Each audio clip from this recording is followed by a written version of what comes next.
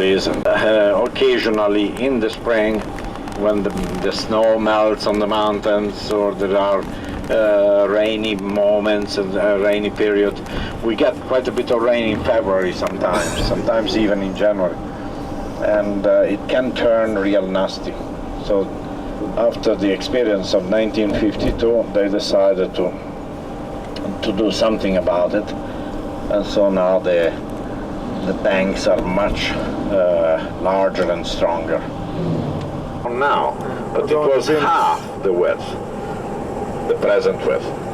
In 1932-33, time of Mussolini, they doubled both the rail bridge and the road bridge. So the present width of both rail and road bridges go back to the time of Mussolini. And now they are not going to make it any wider because they cannot absorb glass blowing. The whole thing will be over around 11:35, 11:40, 45. 12:30, the people who go on the gondola serenade will meet me at the...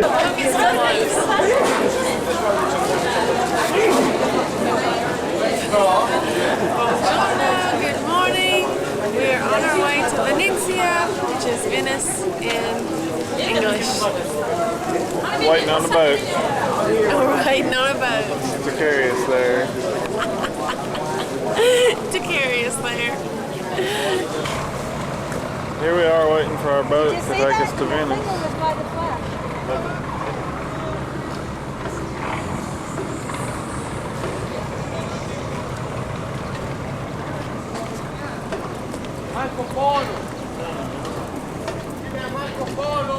And here's Kettle. Apparently this is our boat. We're going to get on.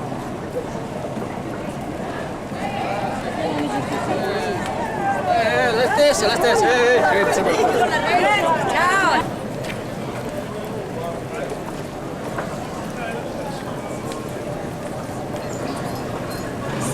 Even in Venice we have an Auburn fan. I was mistaken a while ago. That was the boat before us. This is our boat.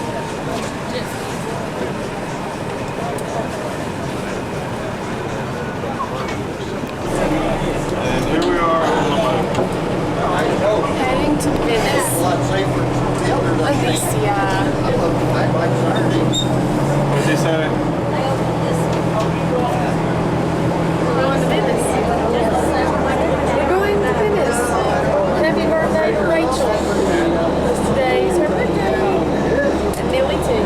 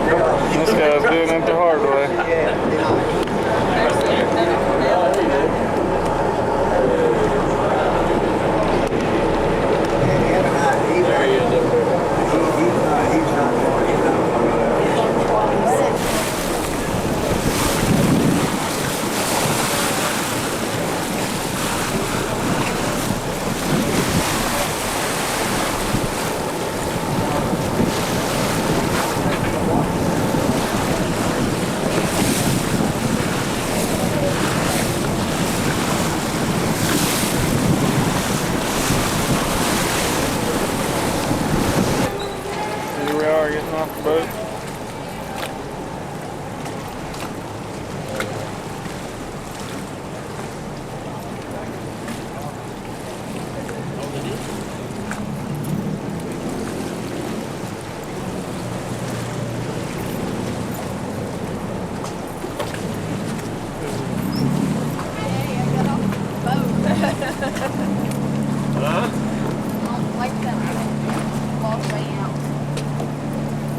You rather jump or take it off?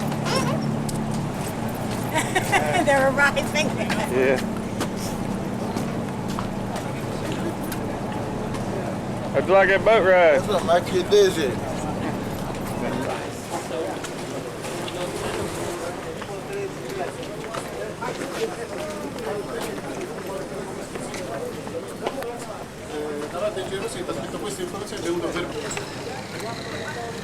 That's police headquarters there.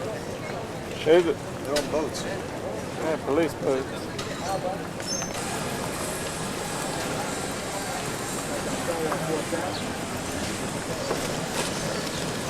Here are the gondolas. You're gonna have us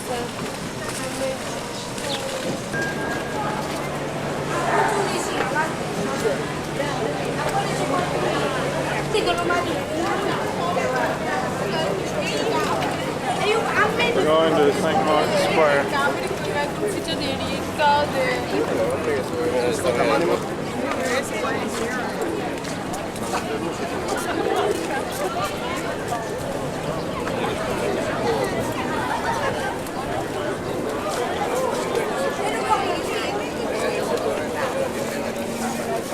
Yeah, sweet. This little girl.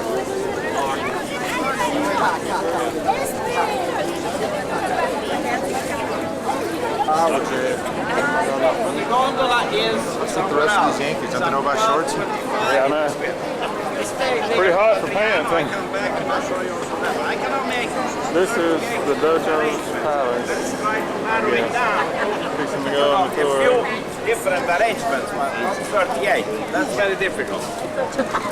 Let's go step by step. Otherwise, we really get things confused. Right now, the people who do not want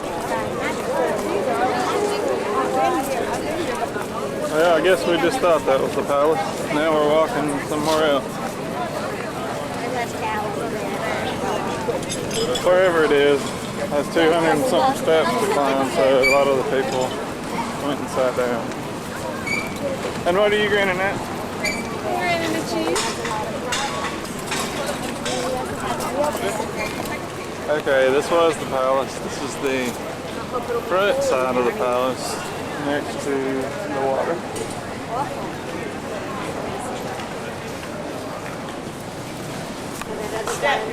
I didn't get to go in here last time. My husband doesn't do churches. Oh, now?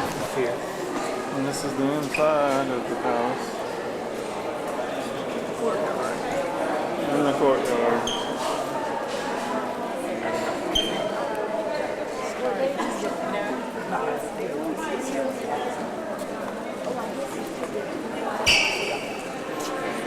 Right now, my children are not.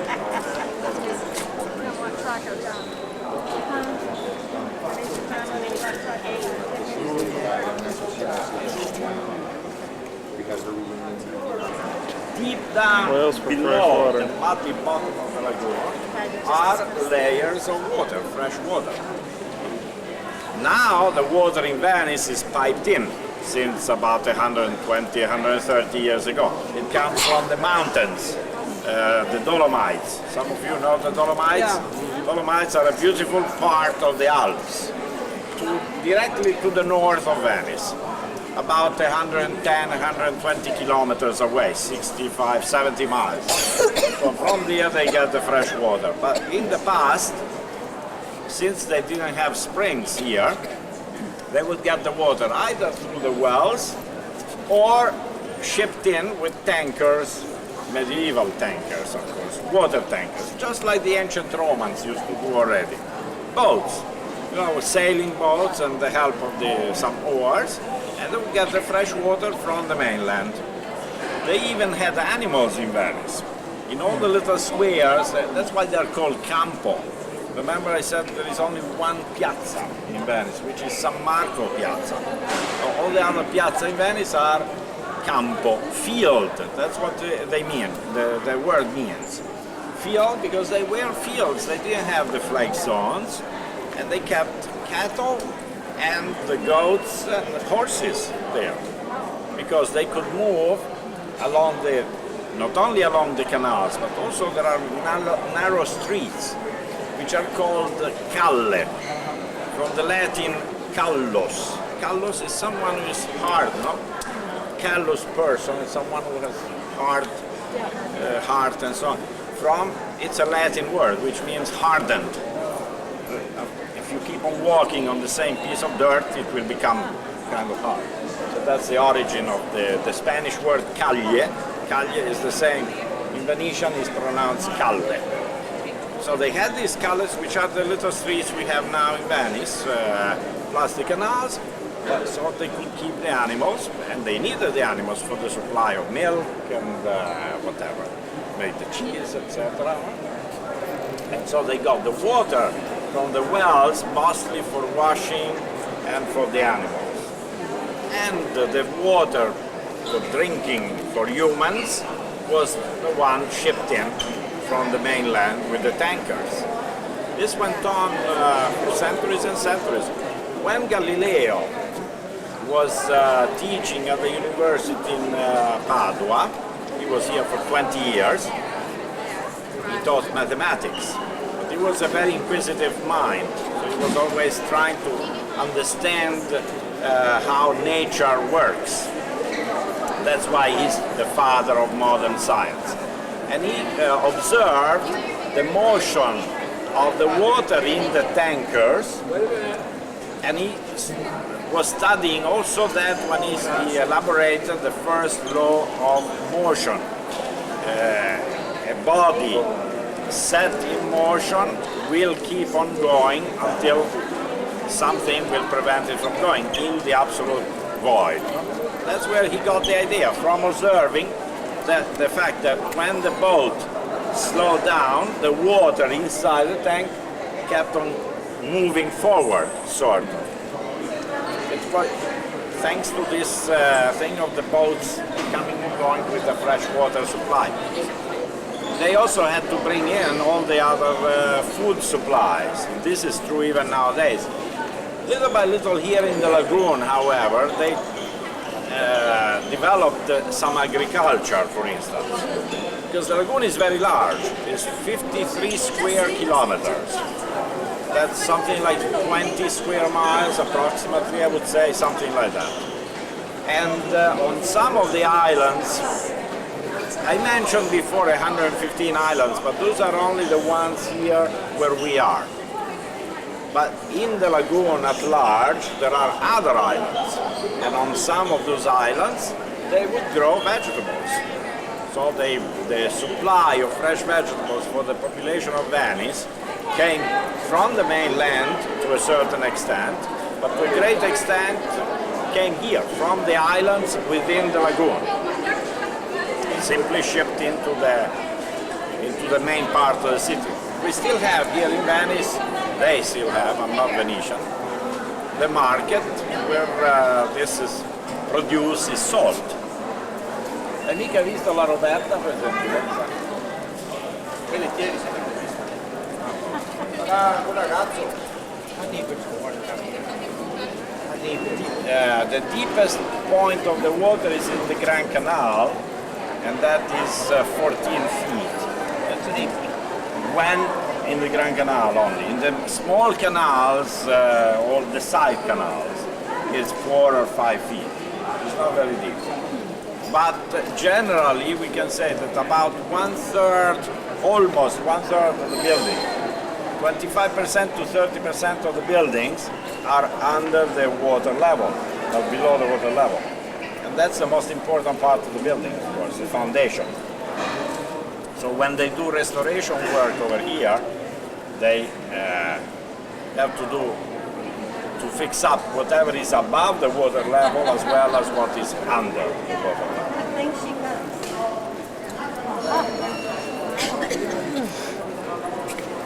Absolutely,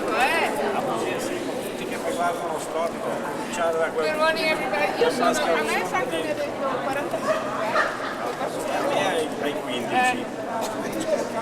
Good morning everybody. Roberta is taking My name is over. Roberta. Right. I don't know how many lies he told you. Very well. So, dimmi caro. L'ho tenuto fuori che non capisco. Sì, ho visto. Sì. L'altre cose non c'ho tantissimo tempo. Sì, che cosa gli hai detto finora? Semplicemente come è costruita Venezia. Perfetto. So you already know how the urban structure of the city is. The 120 islets connected by 400 bridges. And now the difficult thing to understand is why people came and live in the mud of the lagoon. You know that the first settlers came here between 5th and 6th century when the Latins, the Christians, did not want to mix with those Germans they consider as barbarians because they were not Christians, and so they came here to find a shelter, right? When they came here, they just found a desert of marshes. They spent 500 years ramming pilings in order to then start to build a city with stone, and then approximately around the year 1000, when they started to build with stone, they used a peculiar architectural style that we define as Byzantine style, which is represented by St. Mark's Basilica, which you see behind the wall of the palace. Byzantine style. Why did the Venetian build in Byzantine style? Because this lagoon was under the political jurisdiction of Constantinople, also called Byzantium, this important capital of the East Mediterranean area. And this is the reason why the Venetians wanted to copy their capital, have a city as magnificent as Constantinople was, so they built in Byzantine style. They finished the basilica in the year 1094, just to give you an idea in terms of time. The basilica houses the remains of our patron saint, Saint Mark the Evangelist, right? So his body is buried in the basilica, and this is the reason why the Venetians are very, fond of Saint Mark. All this area is called Saint Mark, and this palace is called Doge's Palace because those Venetians arranged here a political system which was really different from the rest of the political systems in Europe. Europe was living on agriculture. The Venetians could never live on agriculture. Why? Because they had no land to cultivate. They had to dedicate themselves to trading. So they were traders, businessmen. They used to travel to the East world, buy a lot of merchandise, make it pass through Venice where it left a lot of money, and then distribute it to the rest of Europe. So they became really rich and really powerful. And they arranged here a republic. Once again, the rest of Europe was controlled by kings, by emperors, by any kind of dictators, by popes, who on those times behaved like dictators too, right? But this was a republic, a pluralistic government, held by the traders, right? Those traders around the 1300s defined themselves as nobles. They said, we were the first ones who came here, right? And we are the only ones who have the right to rule the city, so they did. They used to gather in a big assembly composed by approximately 1,500 people, all the Venetian nobles, and they were the ones who elected all their representatives, all their ministers, among themselves, including the president of this republic, who was called the Doge, spelled D-O-G-E, Doge. The Venetian Doge was the only elected leader in the world. This was a charge for life. Once he was elected, he remained in charge until he died, and then another was elected among the assembly of the 1500s. The Venetians didn't like to have dictators here. They didn't like to be represented by one family or one person. They wanted to be many of them who shared the power together. So whenever they had to elect a new Doge, they elected very, very, very old Doges. See. You understand? Yes. Like the popes. Okay. Now, this political system, the Republic, lasted as an absolutely independent government for 1,000 years, until Napoleon came. He came here in 1797, and this was the the end for the glorious Republic of Venice. Because he was the first one who could invade the city, and he immediately gave the city to the Austrians. So you can imagine the very proud Venetians, who had been Venetian for 1,000 years. They suddenly woke up one morning and they were French, under Napoleon, and then Austrian, until they became Italian, of course. And they became Italian in 1866, when this was the last part of the Italian territory which was politically annexed to the rest of the Italian kingdom. Okay? Right. We are here in Doge's Palace, which was the seat of the Venetian government. It housed the halls of the most important magistracies. It was also the private courtrooms. This is the reason why it's connected to another building, the Venetian prisons, by a famous bridge, known all over the world with the romantic name of Bridge of Sighs, S-I-G-H-S, sighs, but not romantic sighs, I'm afraid. As the gondoliers tell you, they tell you that if you pass on a gondola under the Bridge of Sighs together with your wife and husband, and you sigh for love, then your marriage is going to last forever. Nice story, but lies, of course. So you know that it's called Bridge of Sighs because poor prisoners, after being judged in the courtrooms, would pass through the bridge, sighing for sorrow, waving goodbye to their families, standing on the bridge opposite Bridge of Sighs, and then they were to the dark cells of the prisons. Okay? What can we do? Right. Now, the first part of the palace, which was built, is this one, and it was built in 1340, Gothic time and Gothic style. Why did they build it? They built it to provide the big assembly of the 1500s a huge space where to gather. And then they continued the building during the 1400s.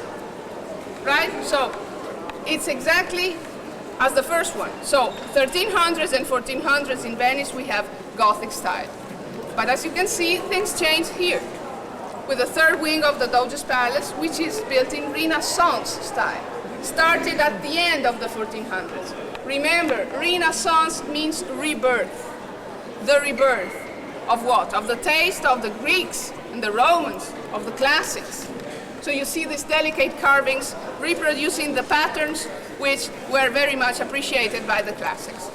And then we have that wall, which Doge's Palace shares with the Basilica, but it's not really a part of Doge's Palace. It's the place from where the Doge could pass straightly to the church, which was his private chapel. This church was not the cathedral church, it was not the seat of the bishops and the patriarchs, but it was the private chapel of the Doges, because the Venetians considered the papacy just like a foreign country, and they would never allow a foreign country to have their seat right there, into the heart of the Republic. They were very proud about their independence, also from the point of view of religion, right? So we'll start upstairs. This is called the loggia, this long terrace which runs around the palace, inside and also outside. And from here you can see the materials used by the Venetians to build over these muddy islets, because you know that Venice is built over muddy islets. Over muddy islets, they knew they could not build too heavy and rigid buildings, so they necessarily had to keep light and flexible. And this is the reason why they used a lot of timber. A lot of wood is contained in all the Venetian buildings, because whenever mud shifts, the buildings are able to adapt to the movement, right? Wood is light and flexible. And over the ceiling you have a floor. And if you look down, this is the floor invented by the Venetians, which still carries the name of Terrazzo Veneziano, Venetian terrazzo. No tiles here, right? It's one unique piece, as you can see, right? Whenever the building moves, it cracks. It's meant to crack. Then nothing happens, because it's repaired once again. So this is the reason why you see many different tones of colors, many patches, because it has been repaired several times, okay? Let's go upstairs.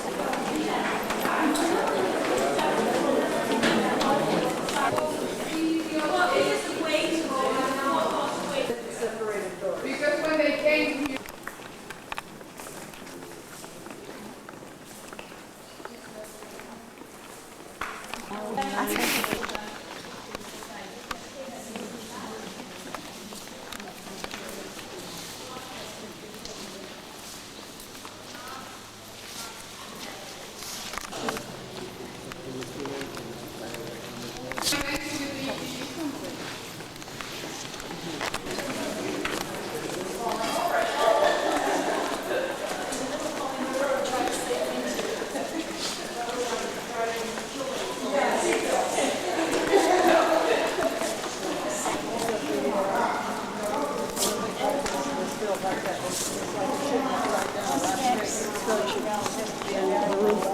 So Now we're going to the jail over the bridge of Putney's, which we filmed earlier.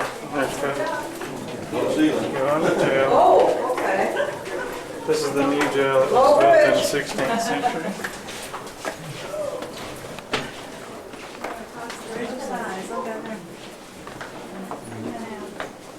And this is on the bridge.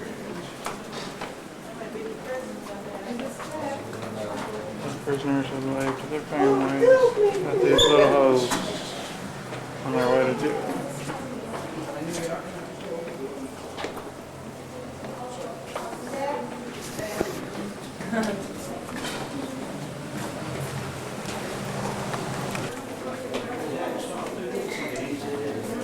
These are the jail cells.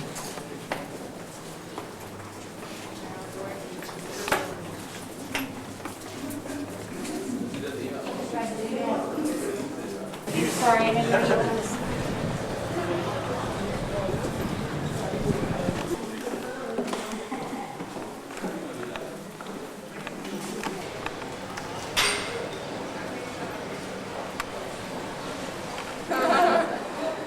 Very well.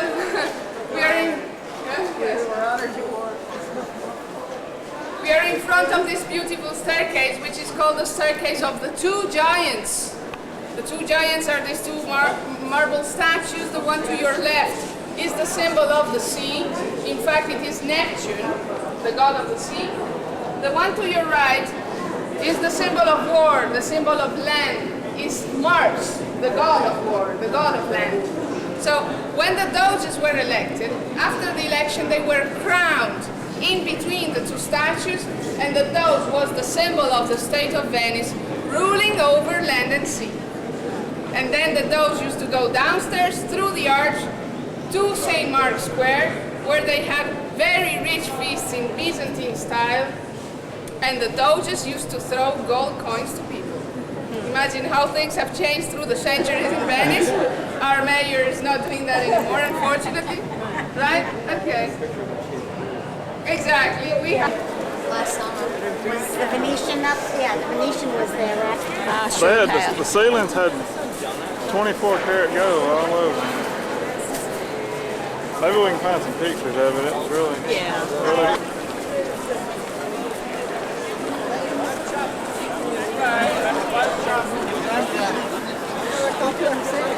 Thanks for coming. Somebody get up and just run to get a seat.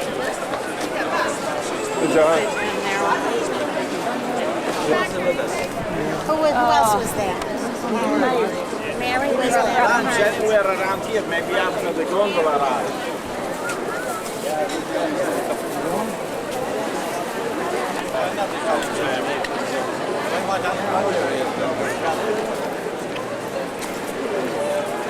This is St. Mark's Square.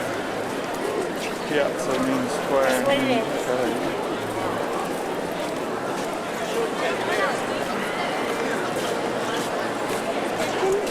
And that is St. Mark's Basilica, where Mark is buried.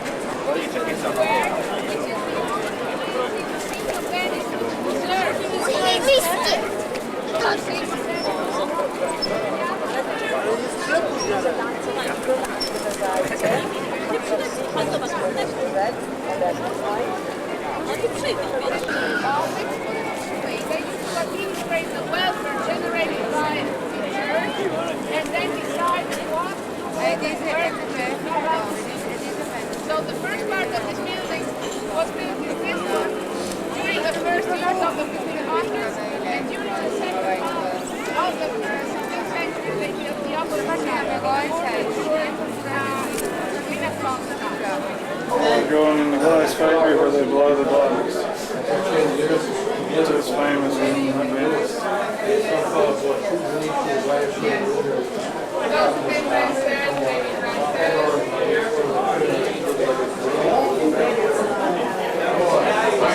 The master is going to make for you a little jag. You know what a jag is? Something in this idea, amore. Io fa così come neghetto faccio. No? Anche state attroiati. Anche attroiati. Okay. Something like that. Always a little jag, but that's more the idea. Okay? The first one on top. Okay? perché mettiamo vicino, dai solo il suono, ora mi metto lì. You know, glass is a chemical composition, is made out of sand, sodium and potassium. Temperature into the glass oven is about 2000 Fahrenheit.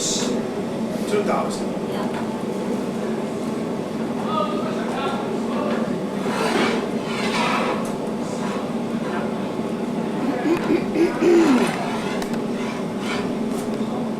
You see, by pumping air into the pipe, there you are, the piece is getting hollow and bigger little by little. Now, by using pincers and scissors, it's giving shape to the piece. You see how it's getting shape more or less like that? Can you see it? You see, more or less like this. There you are. You see it? Voilà. There you are. Now we dust it too. Dust is not included on the price.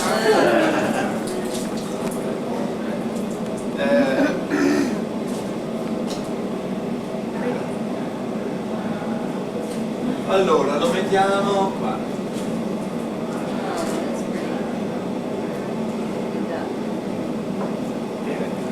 Ecco. You know, every little while has to go back into the fire in order to reheat the glass, to rewarm it. Because while it was outside, it became too hard to be shaped. Because if you try to shape it, it will crack. Now, by watching the color of the glass, he knows when he has to get out the glass. There you are. You see, now he knows that he's, now he can shape it. Nothing can break it. There you are. And now he's going to stretch the angle. There you are. You see?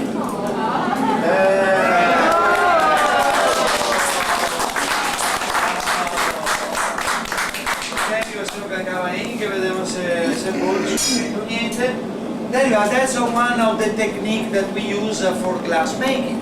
Now you are going to see even a second one. The one of shaping these pieces, like this horse or that swan. It's going to make out of that block of glass, it's going to make a little horse. There you are. Only with the pincers, it's going to give shape to a little horse.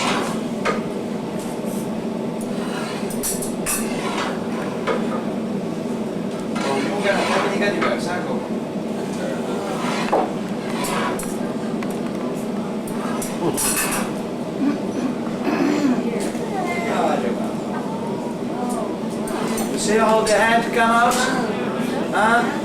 You see how easy it is? Oh, yeah.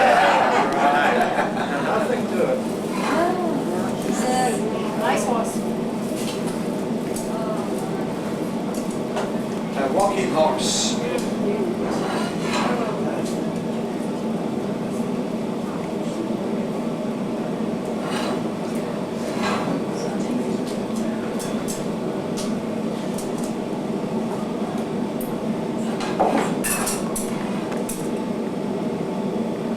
Even the tail. See, let's see. Now, if we stand up, the horse, we clap the master. Otherwise, we won't. Okay? We whistle.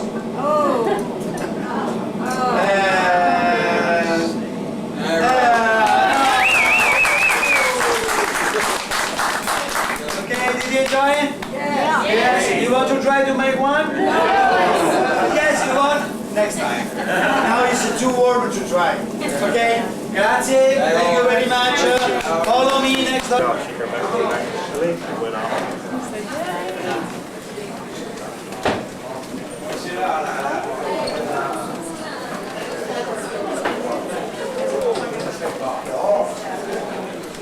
Now explain.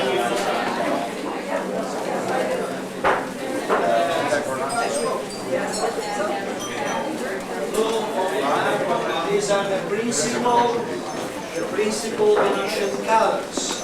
Here they are. But the most typical Venetian color is the color of your cap. Okay? Red color. Okay? Same one. You see, it's a matching color. This is the most typical, but even the most expensive color. For the reason that we have to melt into the glass composition a certain quantity of gold. Gold is what makes red into the glass. Okay? Please have a look. Then instead the blue color, we make it with cobalt. There you are, cobalt. Amethyst is the oldest Venetian color, and we get it with the manganese. Amber instead is made with cadmium. See? Green instead is made with copper. Copper for the green. Copper. And aquamarine color. I like that color. This color instead is made with the cobalt and silver. That's how we get it. So being a red made with gold is always the most expensive color. To give you an idea, this vase here in a red color cost 43, I guess you're all from the United States, aren't you? 43 US dollars. Same one in a different color cost about 36 American dollars. That's always in proportion the difference between red and any other. The decoration is done in 24. Daniele, dica che vado a parlare di ava, perché sennò qua, provi a dirlo. 20, the decoration is always the same, either on a piece like this and on a piece like that. It's always a 24 karat gold. Okay? You know that in Italy we use 18 karat gold for the jewelry. But if we use that kind of gold, after a little while, you will see black spots coming out. Instead, this gold here is unperishable. Nothing can spoil it. Okay? And it makes this glass very, very strong. There you are. Only twice, and the third it breaks.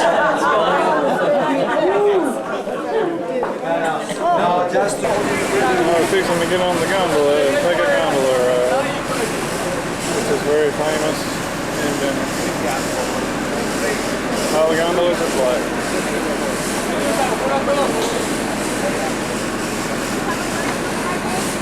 No, I don't. Hey Laura. Hey Laura. What does the water smell like? Sandwich. Seaweed. So it smells good. Best smell is smelled in here. Another sticky toe with? I'm not saying. Put your water right There's your there. chance to touch the Mediterranean. Well, thank you. I think the smell is because of whatever they're doing up there. You gotta talk back to me, okay? You know what, Cuddle? What? You look so handsome You're in that good. blue shirt with your blue eyes. What? You just dog me. And you're goofy. Angela's drinking water, which comes in these bottles over here. You can get it with gas or without gas. With gas tastes like carbonated water. We just had a sandwich. It was like The grilled ham cheese. and cheese, and it was grilled, and it was so good. Because it was American taste.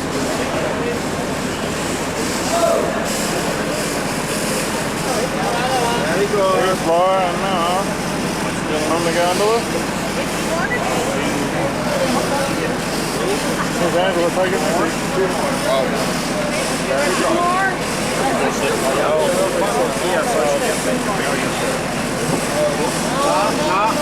Signora, you go forward, the other seat. That's very good. That's all. There they go.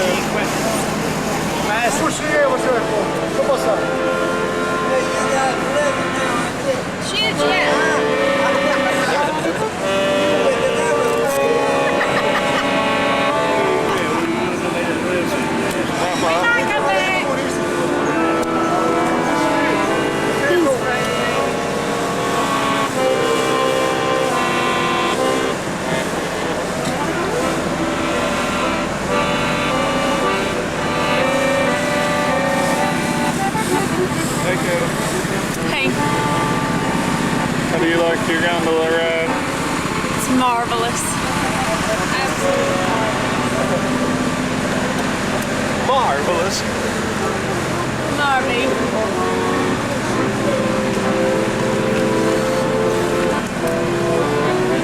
We're going backwards from everybody else, aren't we? They're getting off.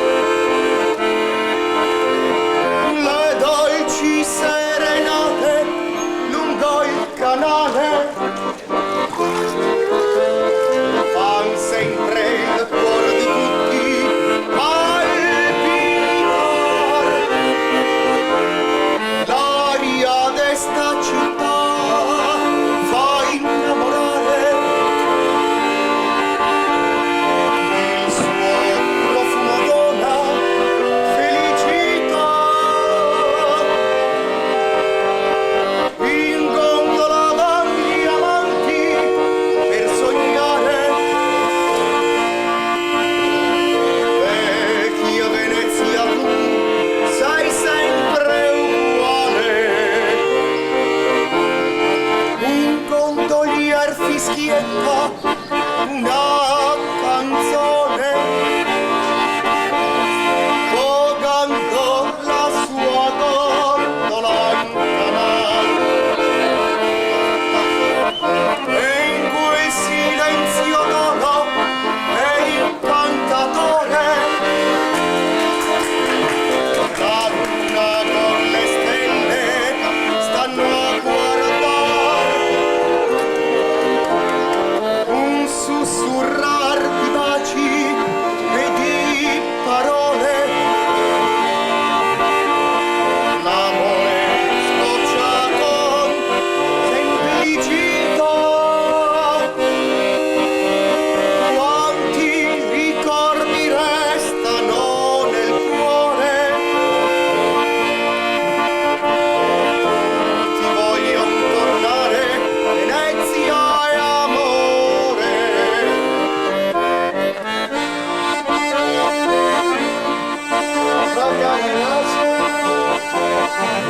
Go for it.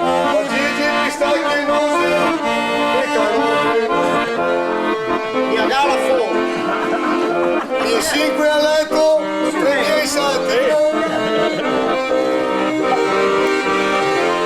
la fetta del Fabiano un mio 5 caldo un mio 5 fresco l'aria d'esta città fa innamorare il suo profumo dona felicità in gondola van gli amanti per sognare vecchia Venezia tu sei sempre uguale venite a fare siari ad ammirare Venezia la Cavolo e il suo bel mare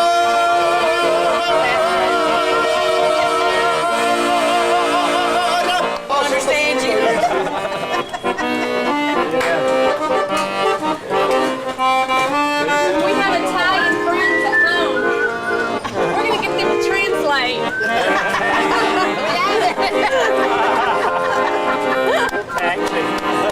Senti, vola via che rimane uno, vola via.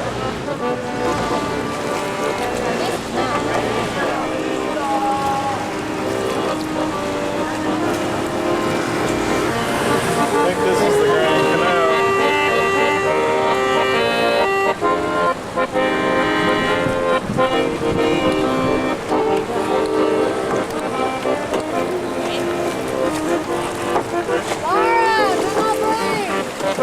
Yeah, Just a look! second. I'm gonna wait till they put the. Oh,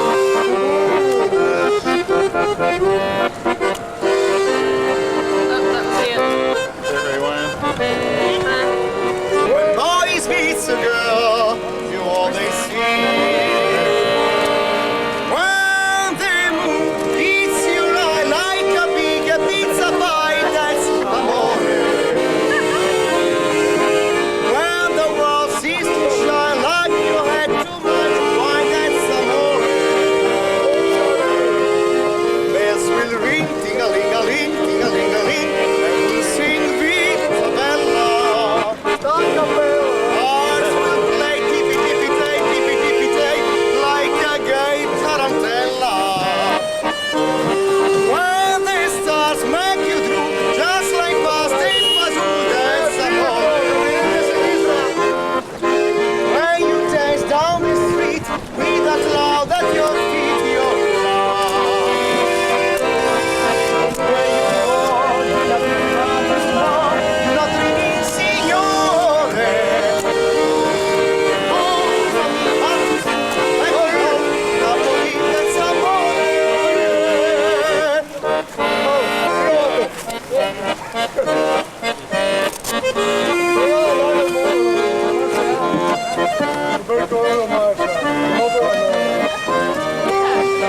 Yeah.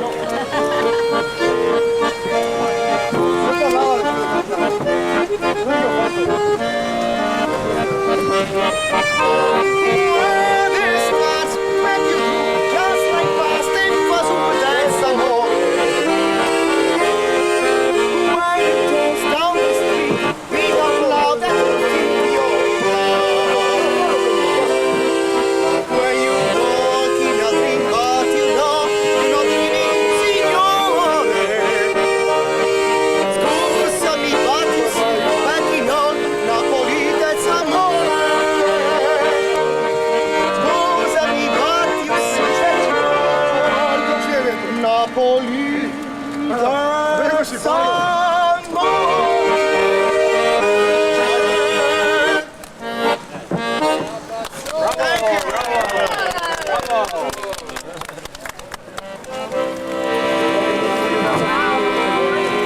you know Isle of Capri? Isle of Poi d'improvviso venivo dal vento nativo e cominciavo a volare nel cielo infinito.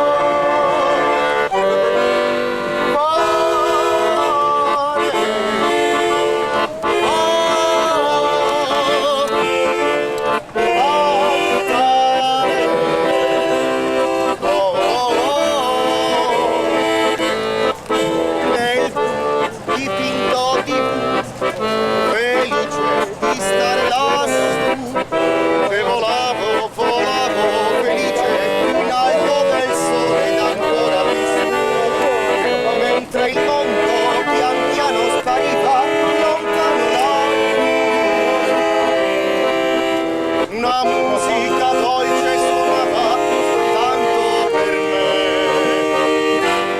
Volare,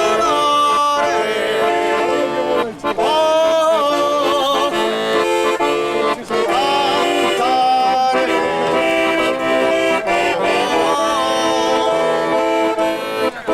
nel dipinto di blu, felice di stare lassù. Ma tutti i sogni nell'alba svaniscono per me. Quando tramonta la luna, porta con sé. Ma io continuo a sognare negli occhi tuoi belli, che sono blu come un cielo trapunto di stelle.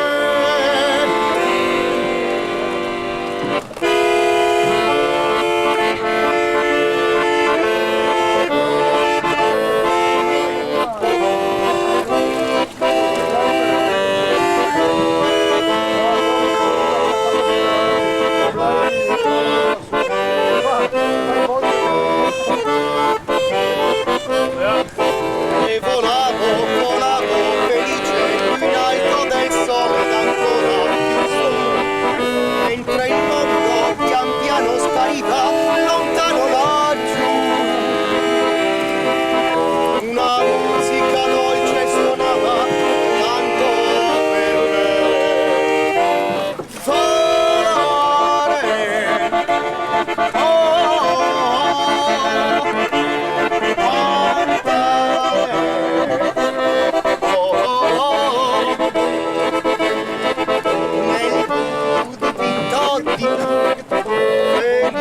di stare lassù negli occhi tuoi blu, felice di stare lassù. Anima e cuore che non ce la sanno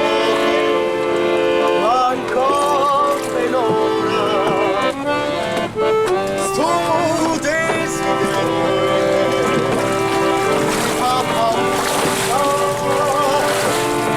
resta con me, sempre con me, che nuvoli